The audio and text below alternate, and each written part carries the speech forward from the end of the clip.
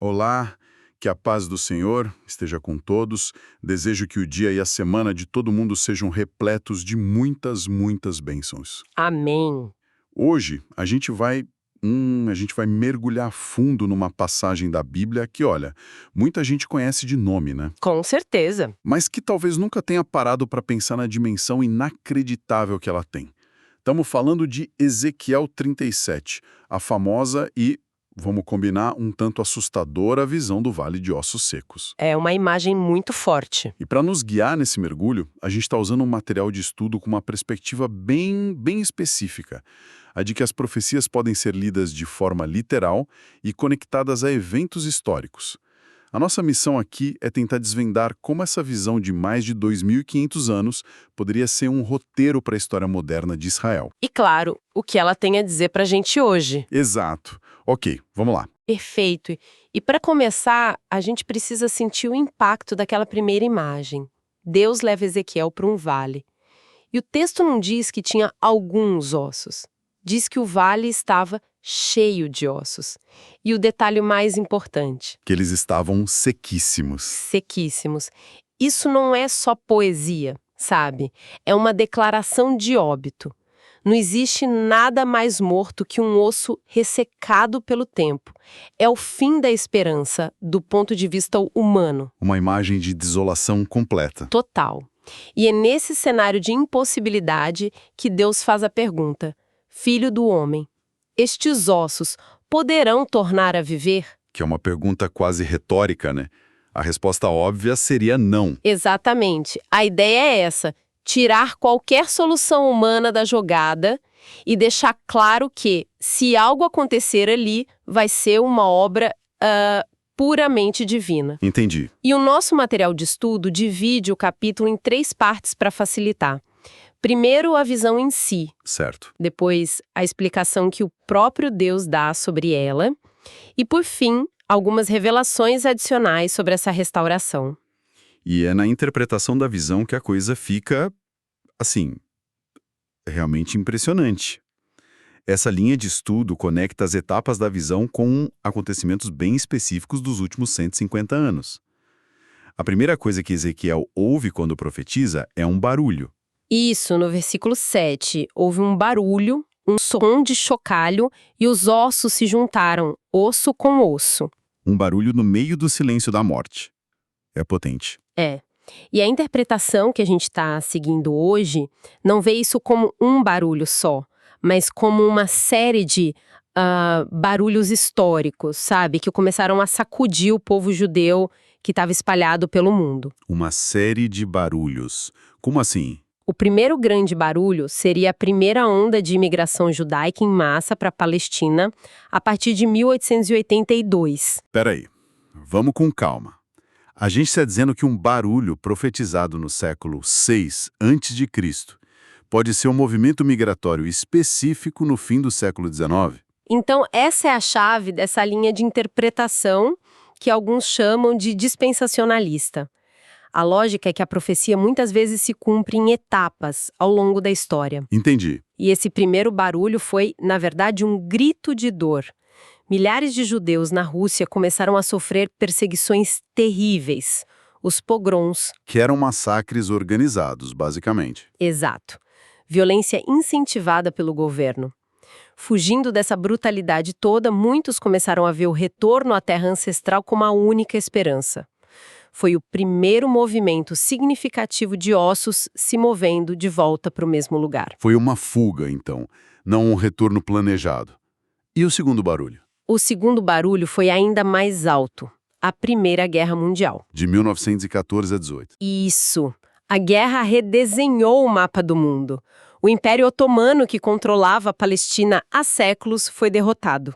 E no meio desse caos, a Inglaterra publicou a Declaração de Balfour, em 1917. Que na prática era uma promessa, um documento oficial. O que era? Era uma carta do governo britânico sinalizando apoio à criação de um lar nacional para o povo judeu na Palestina. Uau! Foi a primeira vez que uma potência mundial legitimou politicamente a ideia. Foi um barulho diplomático gigantesco. Imagina.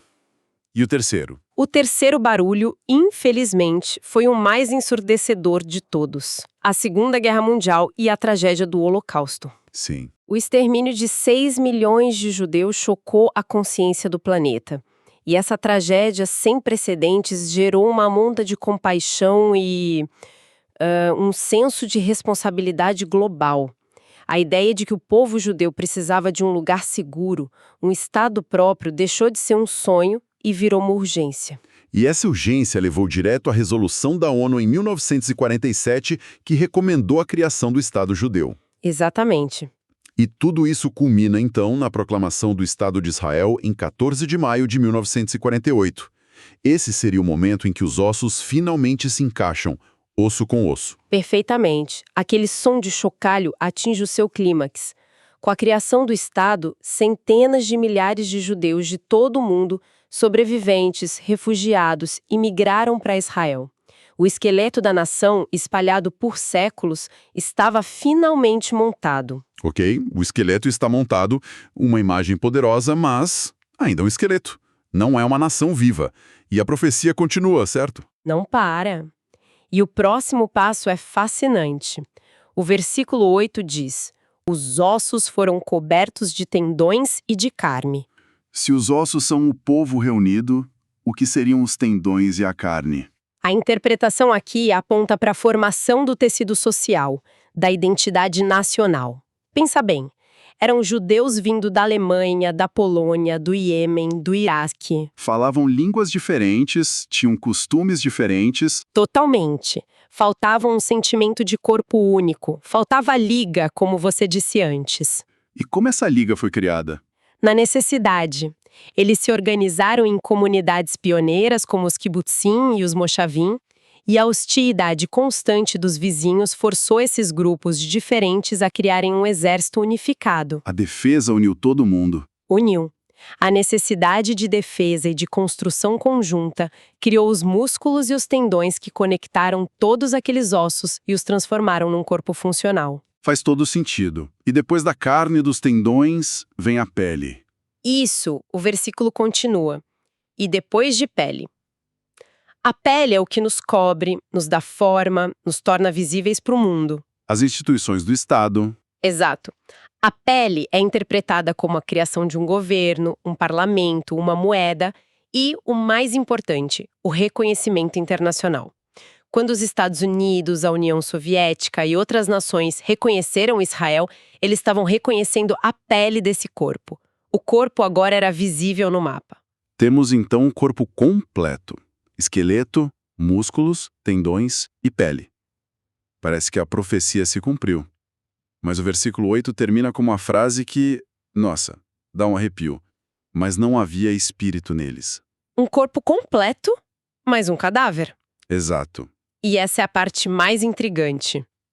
Segundo essa linha de interpretação, é a parte da profecia que ainda está em andamento.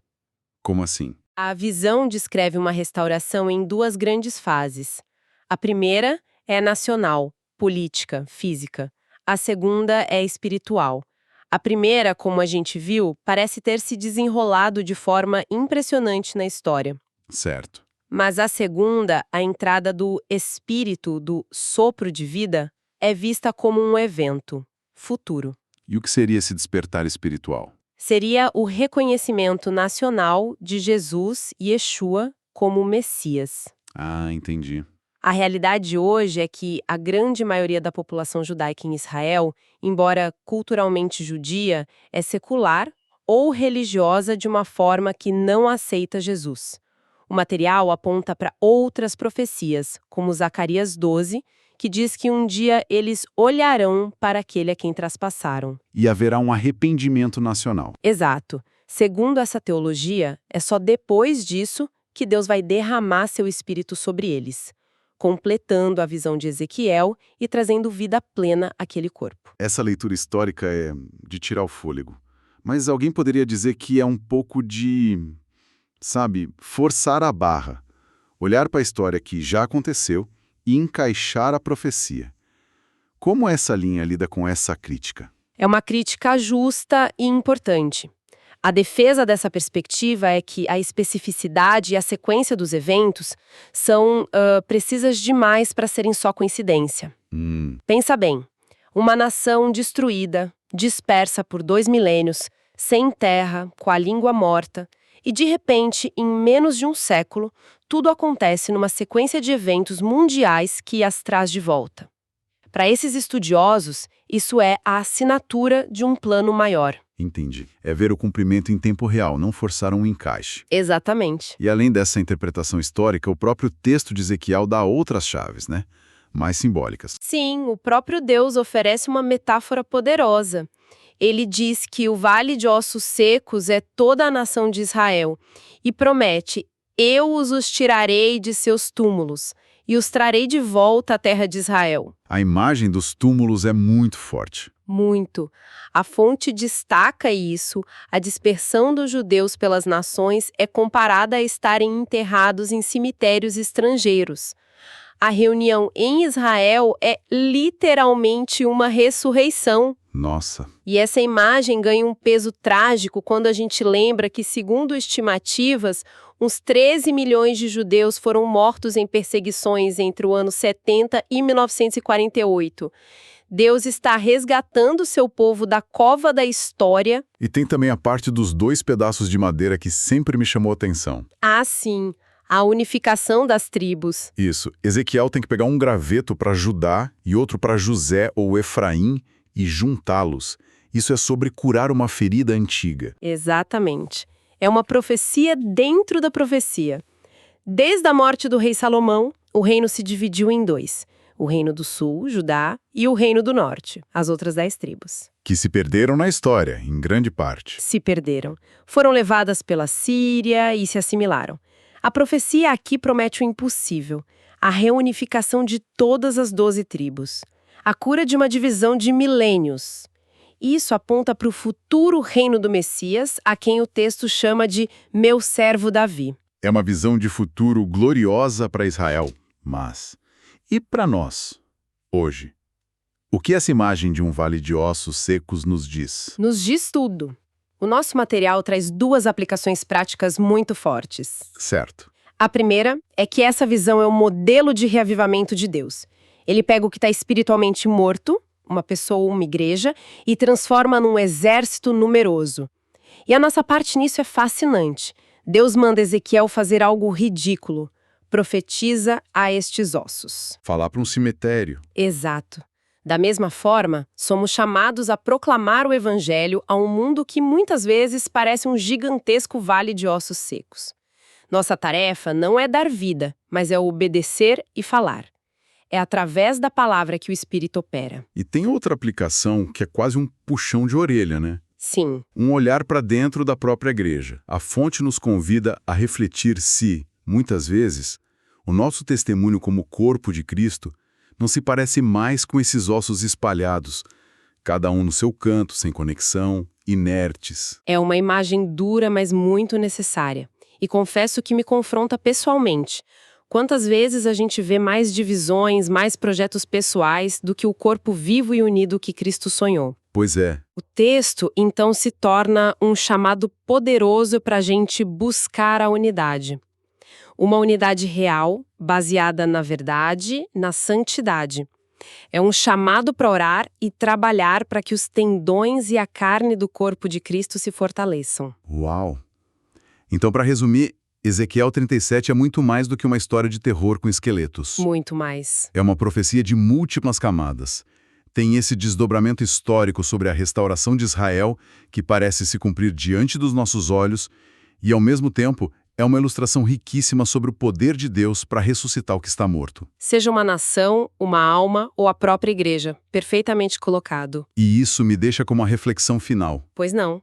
A interpretação que a gente analisou hoje conecta o barulho dos ossos com eventos que abalaram o mundo, como as guerras mundiais. Sim, eventos gigantescos. E se a gente pensar no barulho constante do nosso mundo hoje? As guerras atuais, as crises, a velocidade da tecnologia, as mudanças sociais. O barulho é constante, né? Exato. A pergunta que fica é: será que não estamos no meio de algum barulho profético agora mesmo? Que futuros cumprimentos podemos estar testemunhando nas manchetes de hoje sem nem perceber? Um pensamento poderoso para a gente levar para a semana? Deus abençoe todos os ouvintes.